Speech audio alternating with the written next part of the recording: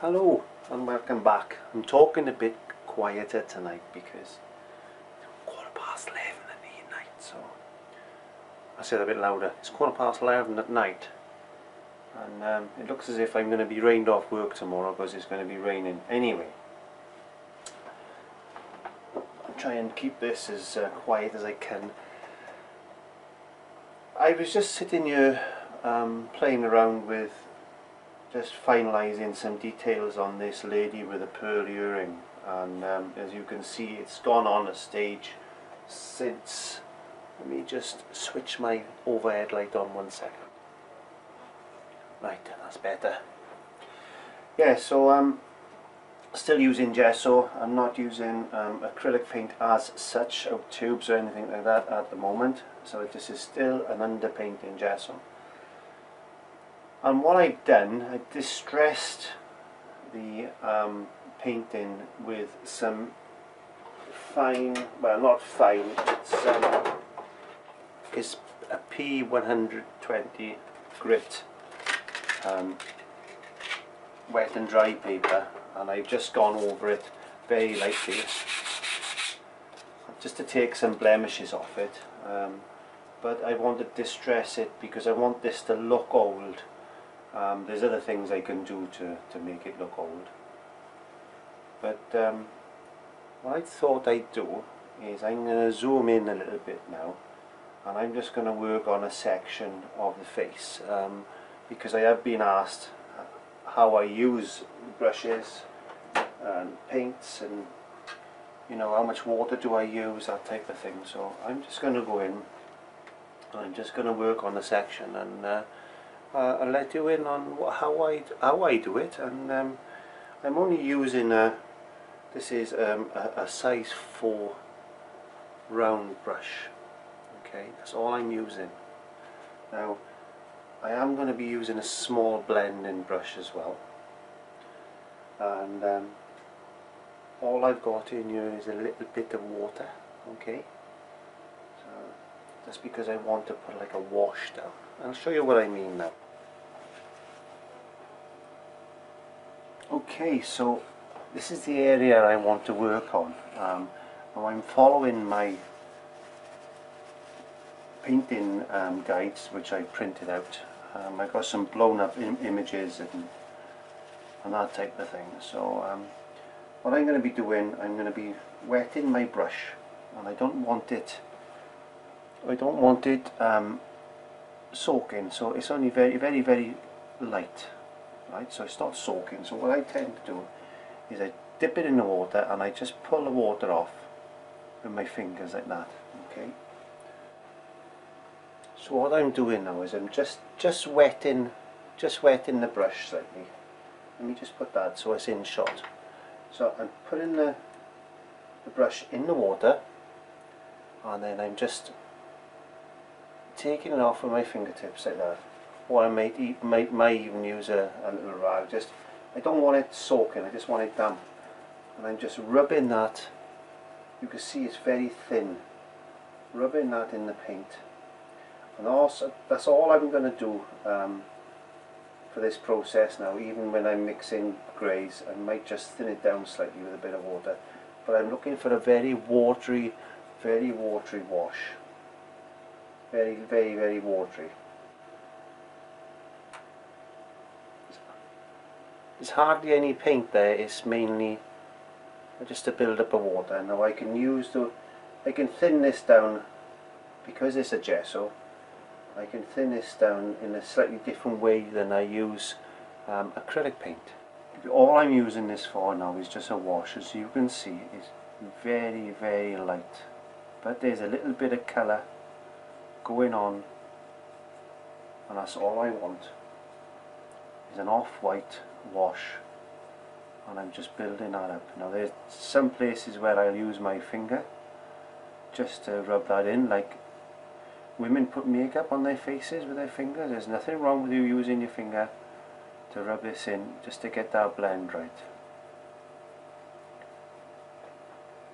Now I'm going back into the water again, and I'm using a little bit of my pure white, and again I'm just washing over.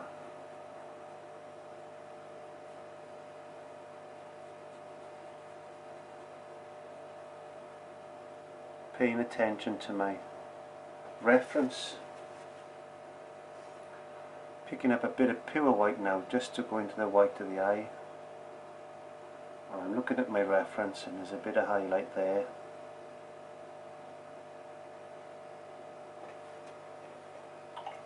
Rinsing my brush, squeezing between my fingers to get it semi-dry, and again I'm just going to go in and build and build and build. Now this is like glazing, but I'm not using any medium, all I'm using is just pure water.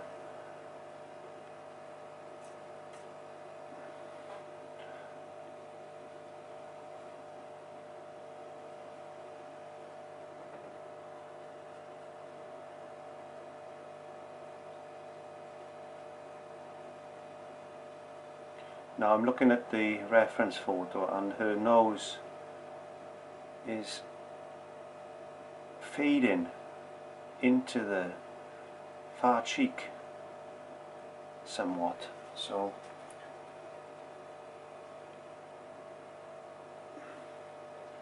there is a strong highlight which comes down on the bridge of the nose, and it comes down there. Now this is just a general build up process, build in, build in, build in, build in, and this all comes from practice. I put a paint on a little bit thick there, but that doesn't matter because I can just blend that in. When I say blend it in, I'm softening off the edges. Sometimes if I put, let me just do this for you, say I wanted to put a strong highlight there, I would wash my brush, squeeze it between my fingers, and then I would just blend it out with the dampness is off the brush, and I would blend that into the surrounding area so I got no sharp edges, and then pulling the paint off with my fingers, flattening the edge completely flat, and then I could just pull that away, and now I just get the transition of that light going into that dark. There's a little bit of darker area there.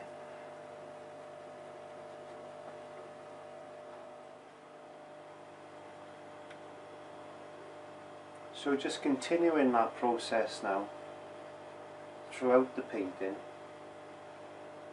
I'm looking at my reference photos. I got a black and white, I got the original, not the original painting, but what I was going off originally, and I've also got a colour full face reference photo that I've printed out as well, which is, I don't know if you can see it on camera, I'll just tilt the camera, there you go.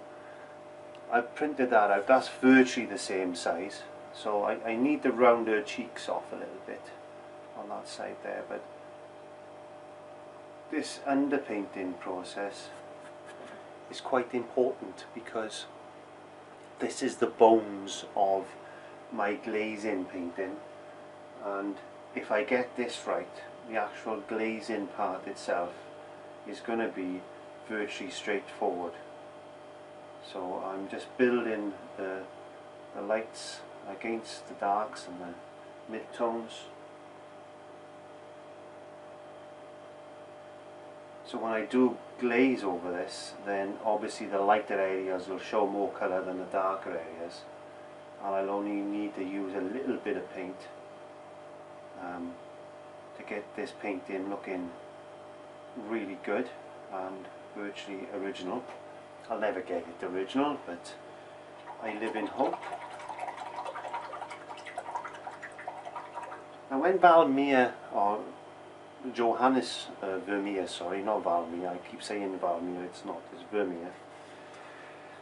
When he painted this, he must have really cared for this. I'm not sure if this could have been a lover, or it could have been his daughter, I personally feel that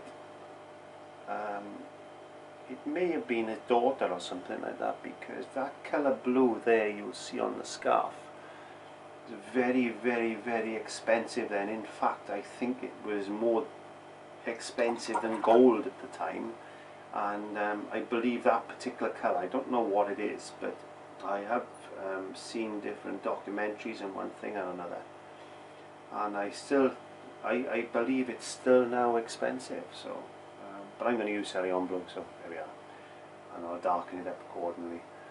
But I mean, when I put the Ceylon blue on top of the headscarf there, then it's going to show a lot brighter than what it will do down here.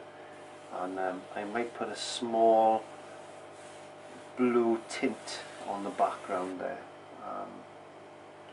Yeah, so I'm going to work on the mouth a bit more now, and concentrate on the eyes. I think that's the important part. But I need to get this shape of her cheek, because on this particular one it seems to be more rounded and coming down there, and this is pretty good to rectify on this, because if I zoom this camera in, I'll just show you what I mean. Because I'm using gesso, I'm able to move the cheek out, get it a little bit more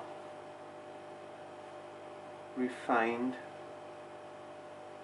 because this is not a direct painting, this is more of an indirect painting, because I'm not putting the colour on, I'm playing with all the lights and darks and the mid-tones. So I love painting in this way, because this is how they definitely painted before an oil painting, because they used to glaze these with oils, but this is definitely how they used to do it, I think, definitely. And this is a very important stage, as I've said before, and I keep going on about that. But you can see the way I'm using the brush. I'm just blending in, getting that subtle transition, because to get skin tones and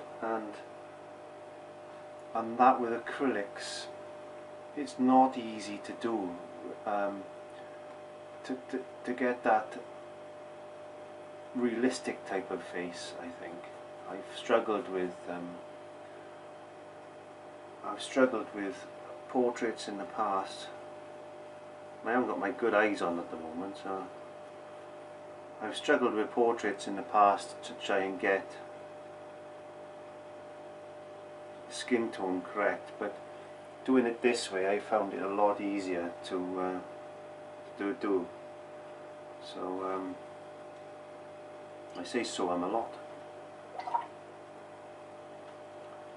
A little bit more reserved this evening, because I can't have a laugh and a joke with you, but because it's too late and I don't want to wake my neighbours.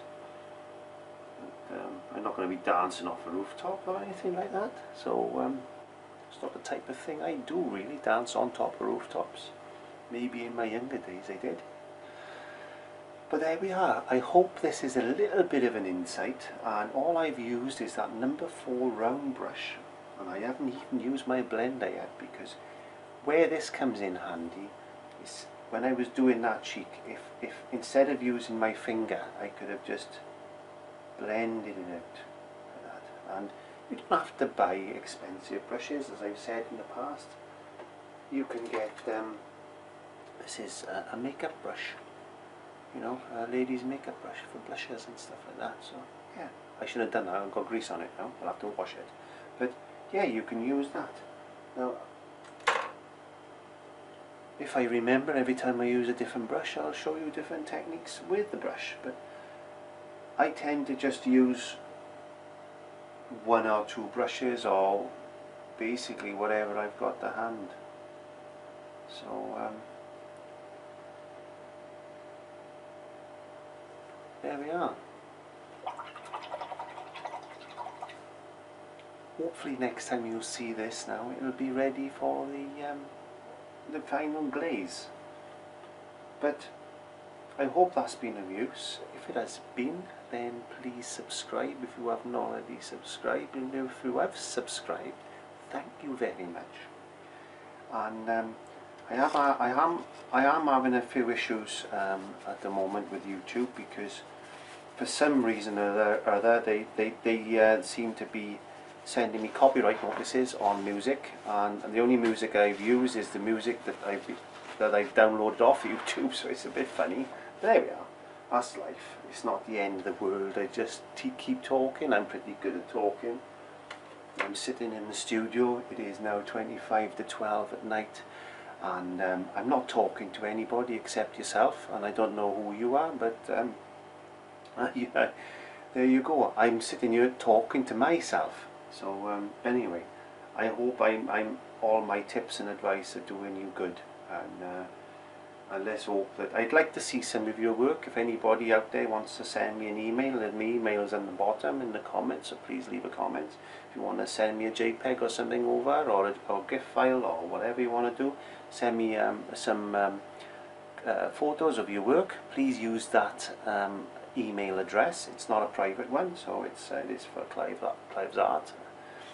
And yeah, please do that, and I'll have a look at your work for you, and maybe I can give you some advice on your work. So it's always nice to have some criticism, and creative criticism is the wonderful thing. So I'm going to pack up tonight now, because I'm going to bed. I'm shattered. So thanks again for watching, and as I said, I hope it's been of some use. Please subscribe if you haven't already subscribed, and again, thank you for those that have subscribed. Please leave a comment in the comment box below if I have mentioned any products in this video. I'm not here to make any money. I don't make any money for this. I'm doing this just for your own good and to give you some advice. So yeah, I can go waffling. I'm going to bed. I'm shattered. So bye. Thanks for watching. Painting along in the studio with myself, Clive. Hey, if this is your first time on my channel, please check out my playlist links below. You'll go through all the acrylic painting, and also there's an airbrush site as well, which I've just started, which is phenomenal. I'm learning as I go, so you can laugh at my mistakes as well. If there's anything you want me to cover, then please leave a comment in the comment box. If you haven't already done so, please subscribe. If you have already subscribed, well, thank you very much, and we'll see you on the next episode. Bye bye.